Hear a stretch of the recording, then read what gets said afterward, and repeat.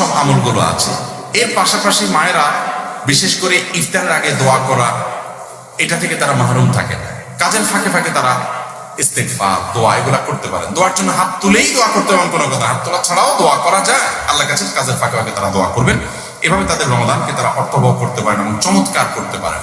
এবং বিশেষভাবে তারা পুরুষদের যে আমলগুলো আছে এগুলো করতে তাদের উদ্বুদ্ধ করবেন, বাড়িতে পাঠিয়ে দিবেন, বলে বলে উদ্বুদ্ধ করবেন, তাদেরকে জামাতে পাঠাবেন। এর মাধ্যমে তাদের সমপরিমাণ সওয়াবও তারা লাভ করবেন। কোরআন তেলাওয়াত মায়েরা চাইলে নিজেরা করতে পারেন, সন্তানদেরকে করতে উদ্বুদ্ধ করতে পারেন। একজন নারী চাইলে গোটা পরিবারকে ইবাদত বন্দেগীতে অ্যাক্টিভ করতে পারেন। তাহলে সেক্ষেত্রে তিনি সবাইকে অ্যাক্টিভ করার সওয়াবটা তিনি লাভ করবেন। আর যে কাজের ফাঁকে ফাঁকে জিকির আজকার তাসবিহ তেলাওয়াত করবেন। এমনকি মাসিক অবস্থায় যদি কোনো মা বোন থাকেন, ওই অবস্থায় তিনি দোয়া, জিকির, ইস্তেগফার, দুরূদ এগুলো তিনি করতে পারেন। এগুলো তিনি করবেন। ইসলামিক বই পুস্তক পড়া, ইসলামিক জ্ঞান অর্জন করা, এগুলো তিনি করতে পারেন। তবে যে আমলগুলো তিনি করতে পারছেন না, সেগুলো না করতে পারার কারণে তার যে করার আকাঙ্ক্ষা ছিল, এই কারণে তিনি পরিপূর্ণ সওয়াব আল্লাহ তাআলার কাছে পাবেন।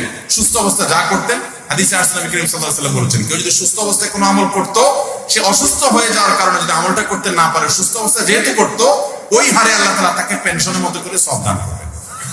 অতএব মা বোনরা মাসিক অবস্থায় এই সওয়াবগুলো পাবেন যদি তিনি আগে থেকে আমল করে থাকেন। তাহাজ্জুদের নামাজ কি জামাতে পড়া যায়? রমজানে অনেক মাদ্রাসা মসজিদে পড়তে দেখা যায়। এটা কতটা সহিহ?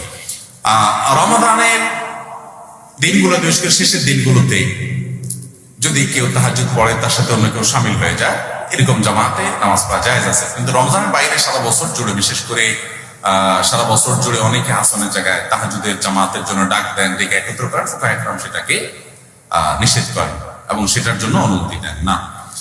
রমজান আসলে অনেক জায়গায় দেখা যায় 10 দিন, 15 দিন ও 20 দিনের খতম তারাবি পড়া হয়। এটা কি সহিহ?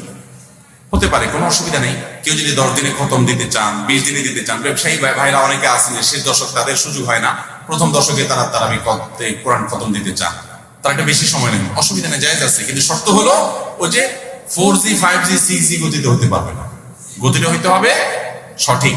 গতি দিলেন অতিরিক্ত, কি পড়লেন কিছুই বুঝলো না মানুষ, তুফান মিল মার্কা পড়া পড়লেন, তাহলে সেটা জায়েজ নাই। আপনার গতি ঠিক রেখে আপনি প্রতিদিন 1.5-2 ঘন্টা 2.5 ঘন্টা সময় লাগাই দেন, 10 দিনে আপনি শেষ করেন, 20 দিনে আপনি শেষ করেন, এটা কি হতে পারে? জায়েজ হতে পারে। সাহরি খাওয়ার সঠিক সময় কোনটি? রাত 12টার পরেই সাহরি খেতে হবে নাকি এর আগে সাহরি খেলেও রোজা হবে? রাত 12টার পরে সাহরি খেতে হবে এমন কোনো বাধ্যবাধকতা নেই। এমনকি সাহরি না খেলেও রোজা হয়ে যাবে, কিন্তু সাহরি খাওয়ার সময় হলো শেষের দিকে। নবী করিম সাল্লাল্লাহু আলাইহি ওয়াসাল্লাম বলেছেন, এই উম্মত ততদিন কল্যাণ থাকবে যতদিন তারা শেষে সাহরি করবে। শেষে সাহরি করবে মানে কি? রাতের একেবারে শেষের দিকে সাহরি করবে। নবী করিম সাল্লাল্লাহু আলাইহি ওয়াসাল্লাম সাহরি খাওয়ার পরে 50 মিনিট 50টা আয়াত তেলাওয়াত করার মতো সময় তার হাতে থাকতো। এই পরিমাণ সময় শেষে মানে একেবারে আজান দিচ্ছে আর আপনি কম্পিটিশন করতেছেন কার সাথে? মুয়াজ্জিনের সাথে। মুয়াজ্জিন মাইক নিয়ে দাঁড়ায় আছে, টাইম হবে, কাটা ঘুরতেছে, আরো 1 মিনিট বাকি আছে, আর আপনি এদিকে খাচ্ছেন। আপনি চেষ্টা করতেছেন মুয়াজ্জিন না আগে আজান লাগে খাই শেষ করবেন, মুয়াজ্জিন চেষ্টা করতেছে টাইম মতো আজান দিয়ে দিবে। এই যে হুলস্থুল কম্পিটিশন, এটা কিন্তু এই দেরি করে সাহরি খাওয়া সুন্নাত না। অনেকে সাহরি দেরি করে সুন্নাতের মানে বানাই নিছে একদম লাস্ট মোমেন্ট মতো না। 50টা আয়াত তেলাওয়াতের সময় থাকে মানে কিন্তু অনেক সময়। নবী করিম সাল্লাল্লাহু আলাইহি ওয়াসাল্লাম সেভাবে সাহরি করতেন। অনেক মুরব্বীরা আছে 12টার সময় সাহরি খেয়ে শুয়ে থাকে। 12টার আগে 12টার পরে কোনো কথা নাই, শেষের দিকে সাহরি খাওয়া উত্তম। আগে খেলেও রোজা হয়ে যাবে।